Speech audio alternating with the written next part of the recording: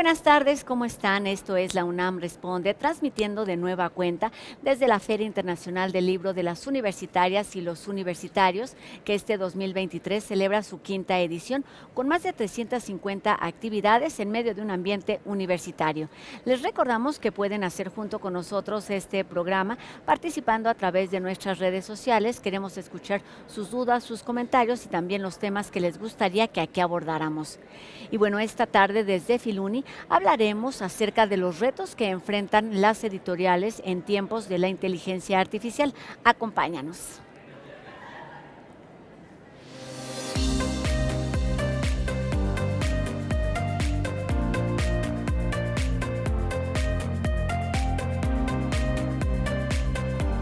Como parte del programa académico de Filuni, se lleva a cabo el Coloquio Internacional de Edición Universitaria, que este año aborda el tema de la cultura escrita en tiempos de la inteligencia artificial. ¿Cuáles son los retos de las editoriales ante el avance de la tecnología y en particular a qué se enfrentan las ediciones universitarias? Bueno, para hablarnos de estos y de otros temas que se vuelven áreas de oportunidad, de investigación y también de interrogación, se encuentra con nosotros la doctora Isabel Galina Russell, quien es investigadora del Instituto de Investigaciones Bibliográficas de nuestra universidad y fue también la moderadora de una de estas mesas. ¿Cómo estás, doctora? Hola, buenas tardes. Muy bien, gracias. Pues un gusto que estés aquí con nosotros para hablar de estos temas de los que pues escuchamos mucho, pero del que me parece conocemos poco desde la profesionalización. Y comenzaré haciéndote una pregunta que tiene que ver con tu especialidad, que es las humanidades digitales, que generalmente los tenemos como conceptos disasociados. ¿A qué te dedicas y qué es este concepto tan bonito? Bueno, muchas gracias. El área de humanidades digitales, lo que hacemos es que tratamos de resolver preguntas de corte humanístico, ¿no?, dentro de las humanidades, utilizando tecnologías de cómputo y herramientas digitales para contestar estas preguntas. Entonces es una intersección entre ambos mundos.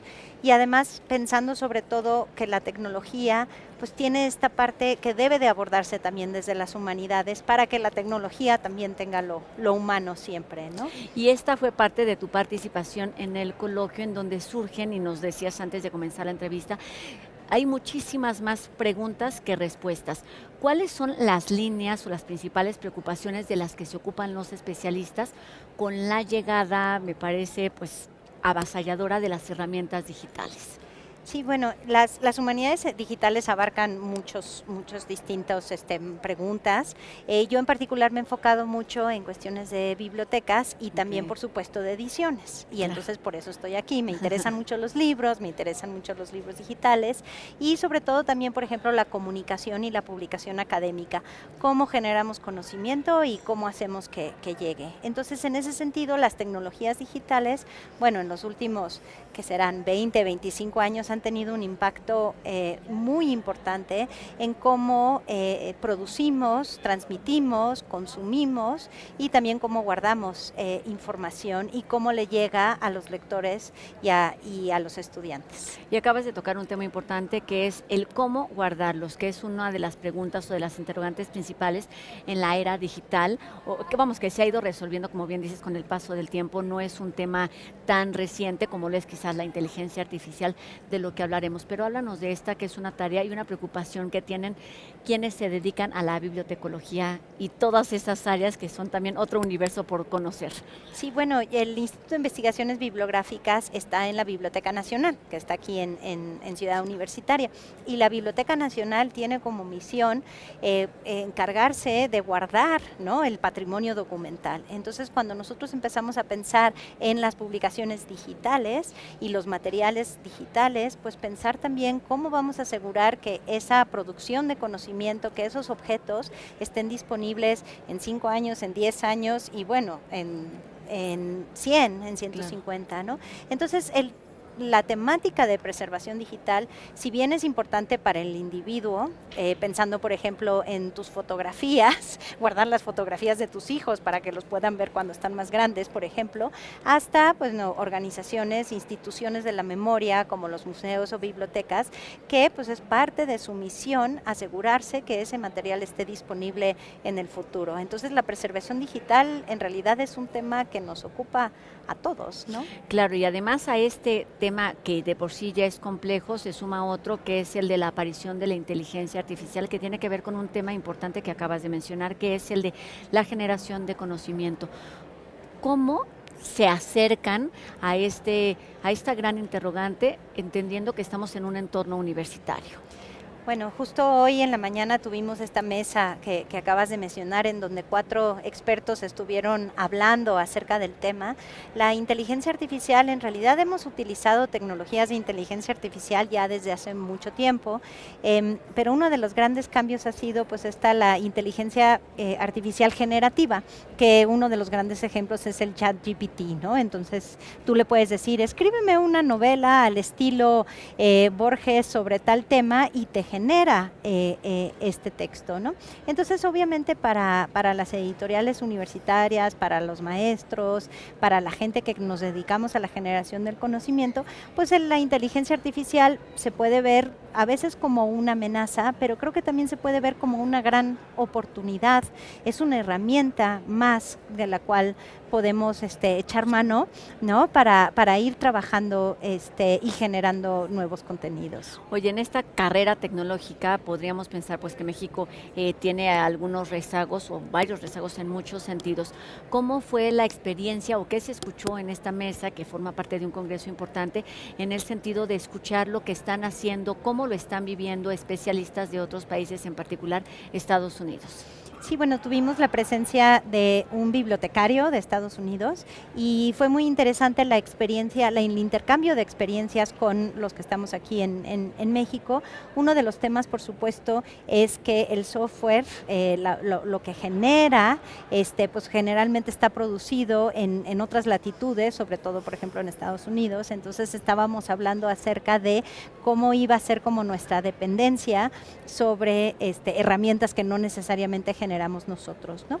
También vimos áreas de oportunidad en donde pues, herramientas como ChatGPT utilizan contenidos que están disponibles en Internet para generar los patrones que hacen que pueda generar este contenido. Entonces, si nosotros nos aseguramos de que haya, por ejemplo, contenido de alta calidad en español disponible para alimentar este tipo de tecnologías, pues obviamente pues va a tener resultados más útiles para nosotros. ¿Cómo están involucrados y cómo deberían actuar, quizás desde tu experiencia, todos estos involucrados en la cadena del libro? Todos estos, los que están involucrados, los profesionistas involucrados en la cadena del libro. Sí, bueno, algo que comentamos también en la mesa es la importancia de estar informados, ¿no? Creo que si bien pues, todos tendríamos que empezar a experimentar, tratar de aprender, ver cómo funciona, finalmente las tecnologías están aquí. Y si nosotros las conocemos y las podemos utilizar, pues es mucho mejor cómo podemos hacer, cómo podemos emplearlas, tanto como autores, como editores, como bibliotecarios, incluso los mismos maestros. Algo que comentaban en la mesa era, por ejemplo, en vez de decirle a tus alumnos, no uses ChatGPT, era un poco como utiliza ChatGPT y luego hablemos acerca de ¿qué es ChatGPT para ti? ¿Qué te está generando y cómo sería diferente si tú generaras ese contenido? Como empezar a entenderlo como una herramienta que pues nos tenemos que volver buenos, ¿no? para utilizarla y conocerla. Se trata pues de invitar a vivir esta experiencia desde el punto de vista de las humanidades digitales de las que nos platicabas un poquito al principio. Doctora, háblanos de cómo todas estas posibilidades y todas estas herramientas, ya lo mencionabas, pero en particular sobre la edición universitaria, porque podemos hablar de la generación de contenidos, de la utilización de este chat o de otro tipo de inteligencia artificial, pero ¿cuáles son estas principales preocupaciones en el sentido de la edición universitaria? Bueno, una de las principales preocupaciones puede ser, por ejemplo, el concepto de originalidad. O sea, nosotros dentro de la universidad, pues siempre hablamos mucho acerca de la importancia de que seamos originales y que sean nuestras ideas, ¿no? Entonces, por esto es esta importancia de utilizar el ChatGPT o este tipo de tecnologías como una herramienta para para la generación de contenido, ¿no? No como un sustituto necesariamente de la innovación y de la creatividad que nosotros podemos aportar. Es decir, la máquina, hay una cosa que se dice en bases de datos, que si tú metes datos basura, salen datos basura, ¿no? De la misma forma, si uno no emplea o sabe estructurar correctamente las peticiones, pues entonces los resultados serán pues al nivel de cómo tú hiciste las solicitudes o los prompts, ¿no? Hay como varias ideas que pueden estar como incluidas en este paquete que tiene que ver con la originalidad, con los derechos de autor, con la libertad de expresión, con la censura. ¿Qué es lo que se ha avanzado? ¿Qué es lo que se ha caminado ya en este sentido? Bueno, ahí hay debates como muy interesantes que también los abordamos esa vez en la mesa. Uno de los temas que me parece muy interesantes tiene que ver con, por ejemplo, con la responsabilidad social. Es decir, quién está detrás de estos textos, y cuando es una máquina, sobre todo, por ejemplo, si son textos peligrosos, falsos, ¿no?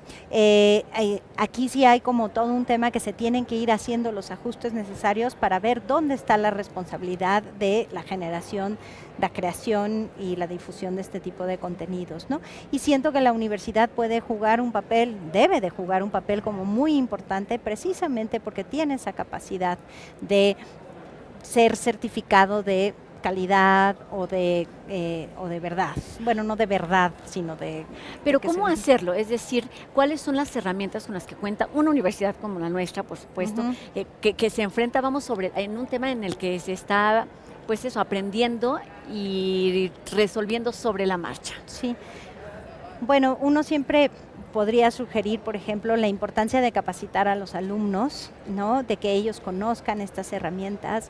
Creo que también como editores, el sello de la universidad, ¿no? Que de las distintas institutos y facultades que publican, la importancia de que estén esos sellos editoriales y esos procesos editoriales que avalan, ¿no? La calidad.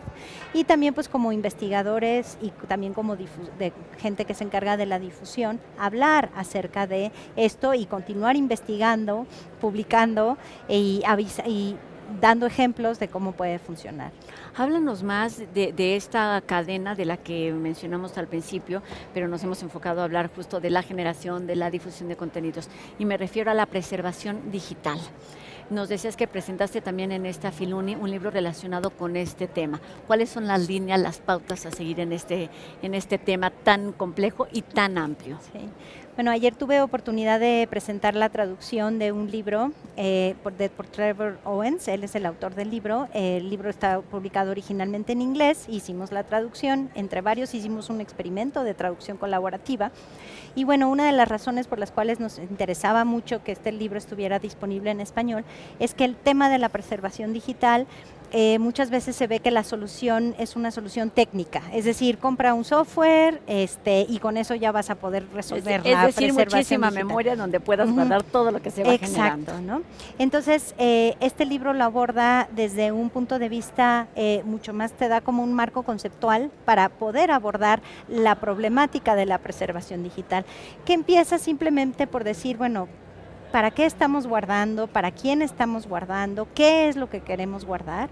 ¿No? Y entonces como a orientar nuestras acciones de preservación digital y encaminarlas para que sea mucho más fácil entonces encontrar las soluciones técnicas que necesitamos para nuestra problemática en particular. Y bueno, el libro ya está disponible en acceso abierto en la página del Instituto de Investigaciones Bibliográficas, por si alguien lo quiere consultar. Que es una de las tantas herramientas, una de las tantas líneas a las que se dedican en este Instituto de Investigaciones Bibliográficas. Cuéntanos, para ir cerrando la entrevista, desde tu experiencia en la vida académica, digamos, un poco ahí en términos de investigación, pero ahora que tienes, por ejemplo, posibilidad de tener contacto y escuchar las experiencias de lo que sucede en otros entornos, ¿cuáles son esos retos de los que se debe ocupar la edición y por lo tanto la producción y el almacenamiento de contenidos digitales? Sí. Bueno, una de las ventajas de estar en bibliográficas es que tengo colegas que estudian desde el códice a la imprenta, manuscritos, y una de las cosas que es muy importante es darnos cuenta que hasta cierto punto no hay nada nuevo bajo el sol, ¿no? Es decir, siempre estar viendo un poco para atrás de cómo pues, estos cambios repetidas veces las tecnologías de las libros, del texto, ¿no? Han ido modificándose y siempre sentimos que ya todo va a cambiar y luego nos damos cuenta que en realidad las cosas siguen iguales, ¿no? Y por el otro lado también tienes cambios fundamentales y paradigmáticos, ¿no? Entonces, en este sentido, yo siento que, por ejemplo, las tecnologías digitales efectivamente están creando toda una nueva forma de transmitir textos. Y a lo mejor un poco como el cine no reemplazó al teatro, ¿no? Estamos todavía esperando a ver cuál es como nueva forma de publicar que no se va a parecer para nada a los libros impresos, ¿no? Entonces todavía creo que estamos descubriendo este nuevo lenguaje y bueno, es una época fascinante para estar estudiando estos temas. Qué interesante esto que nos acabas de decir. Es algo que desde fuera quizá lo vemos justo como muy novedoso, muy sorprendente, que podría meter en conflicto a quienes se dedican a la investigación de estos temas y sucede todo lo contrario. Cuéntanos entonces desde tu experiencia, qué es lo que sí te sorprende, qué es lo que dices, de dónde surgió esto y cómo lo vamos a tener que abordar. Esa es una pregunta muy interesante. Supongo que las cosas que siempre sorprenden podría ser, por ejemplo, que los lectores, ¿no? Siempre tienen como los mismos inquietudes, aunque vayan cambiando los distintos formatos en los cuales se encuentran. Entonces la sorpresa es lo mismo, ¿no? Si eso tiene sentido como te lo estoy planteando. Y en todo esto, con toda esta experiencia que se va acumulando, con las dudas que van surgiendo y las respuestas que se intentan ir dando desde los distintos ámbitos, ¿cuál es el futuro del libro? Bueno, muchas veces me han preguntado si va a desaparecer el libro impreso, ¿no? Creo que queda claro que pues el libro impreso no ha sufrido como grandes daños. Lo que sí siento es que el futuro del libro digital todavía va a cambiar mucho. Es decir, lo que un poco como cuando surge la imprenta, se hacían libros que se parecían a los manuscritos. Ahorita nosotros estamos haciendo libros digitales que se parecen a los impresos. Todavía necesitamos como algunas generaciones, o bueno, quizá décadas, como se van moviendo las cosas, para crear un nuevo tipo de libro digital, ¿no? Claro. Que sea muy diferente al impreso y que también aporte como ha aportado el impreso. Larga vida al libro y a la generación de conocimientos, que es pues una de las líneas principales de una universidad como la nuestra, que se hace evidente en Filuni y a través de distintas actividades, pero lo hace también cada día a través de los investigadores, los estudiantes y quienes se dedican a esta larga y amplia cadena relacionada con el libro. Muchísimas gracias por estar aquí con nosotros en la UNAM Responde, doctora en Bibliotecología y Ciencias de la Información, Isabela Galina Russell, investigadora del Instituto de Investigaciones Bibliográficas de nuestra universidad, por acercarnos a las herramientas digitales desde el punto de vista humanístico. Muchas gracias. Muchas gracias. Gracias. Tenemos mucha más información aquí en la UNAM Responde, y es que nuestra universidad no para en actividades y eventos abiertos a la comunidad, pero también al público en general. El día de mañana, Teatro UNAM comienza la celebración de los 30 años del Festival Internacional de Teatro Universitario, que durante 3 días pues, nos permitirá disfrutar de todos los géneros teatrales y también del talento que los jóvenes, tanto preparatorianos como universitarios, desarrollan actualmente en el ámbito de la escena teatral. 11 países se darán cita también para dar a conocer lo mejor de su talento, y bueno, podemos disfrutar de estas obras tanto nacionales como internacionales en los distintos recintos universitarios.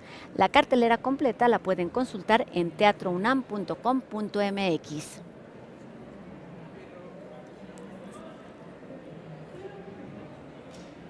Las desapariciones forzadas son una realidad sensible y dolorosa en nuestro país. Enseguida, Sandra Lorenzano nos cuenta sobre algunas de las muchas historias que exigen, entre otras cosas, verdad y justicia.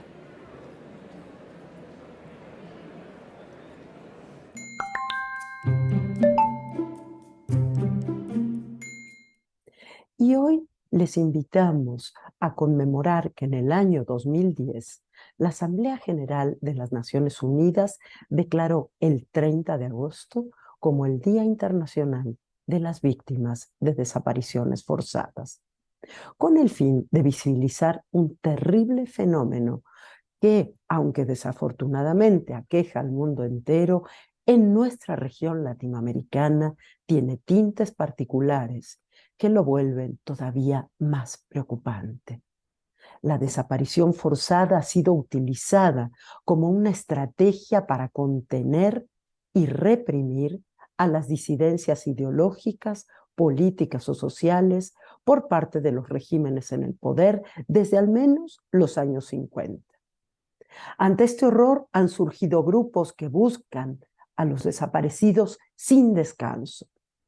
Por ejemplo, las Madres de Plaza de Mayo en Argentina, el Comité Eureka en los años 70 y los diversos grupos de madres buscadoras en el presente de México, entre otros grupos. Les invitamos a escuchar en el podcast Radio UNAM de Violeta Lloro un par de episodios que recomendamos muchísimo. Uno de ellos se titula Madres Coraje. Allá podrán escuchar una crónica sobre Rosario Ibarra de Piedra, ejemplo de lucha en nuestro país. El siguiente corresponde al programa transmitido el domingo pasado, apenas el 27 de agosto, y se trata de una conversación con Mariclera Acosta, una de las principales especialistas de América Latina en el tema. Y no olvidemos nunca que la lucha de las y los familiares de víctimas de desaparición forzada es siempre por la memoria, la verdad y la justicia. Muchísimas gracias por habernos acompañado hoy. Muchas gracias, como siempre, a la querida Rosa por la generosidad de este espacio. Y a ustedes les mandamos un abrazo muy fuerte. Cuídense mucho y nos escuchamos la próxima semana. Chao.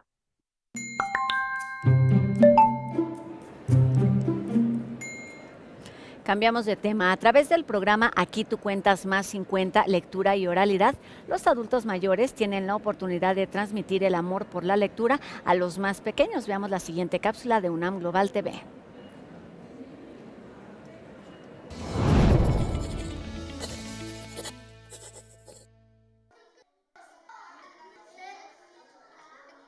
Estudié turismo, después me casé, historia conocida, tuve 3 hijas y a los 38 años mi vida no me gustaba. Hoy vamos a leer un libro que se llama Beto Broncas.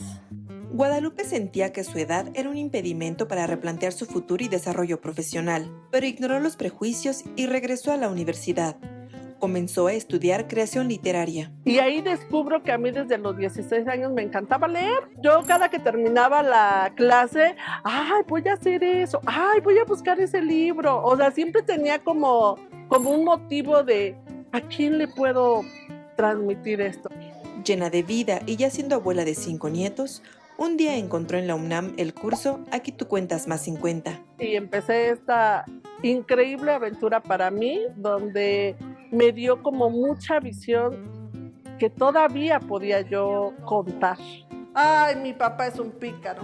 Este programa va dirigido a personas mayores de 50 años que les guste la lectura, que les guste compartirla, que les guste hacer comunidad. En el curso taller del Sistema Universitario de Lectura Universo de Letras, Guadalupe desarrolló habilidades de lectura en voz alta, narración oral y charla literaria sobre literatura infantil y juvenil. Muchos de ellos terminan este curso y se incorporan a otros lugares a hacer lecturas en voz alta, narración oral. En fin, es como abrirles un nuevo espacio a personas que de alguna manera están dejando su labor profesional. El programa, desde su creación en 2010, ha capacitado a 2.122 abuelos, abuelas y adultos mayores que asisten a orfanatos, asilos y hospitales. Hay mucho camino por andar, ¿no? Y todo está en qué queremos. Y a partir de eso, yo estoy segura que se abre la puerta. Yo lo he comprobado. A partir de los 50 sigue comprobado. Está bien, cuélguenme. Maté al pájaro. Por todos los cielos, soy un gato.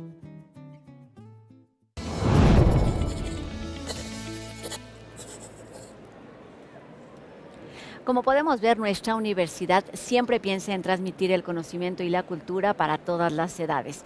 Y bueno, por hoy ha sido todo desde Filuni. Les recordamos que pueden venir al Centro de Exposiciones y Congresos a disfrutar de todas estas actividades que se han preparado hasta el domingo 3 de septiembre para todos los públicos y para acercarse a las ediciones de más de 10 países a través de sus universidades. Los esperamos el día de mañana y agradecemos a Noé Ramírez en el apoyo, perdón, Noé Romero en la interpretación de lengua de señas. Nos vemos aquí mañana en una nueva emisión de La UNAM Responde, 2:30 de la tarde por TV UNAM. Adiós.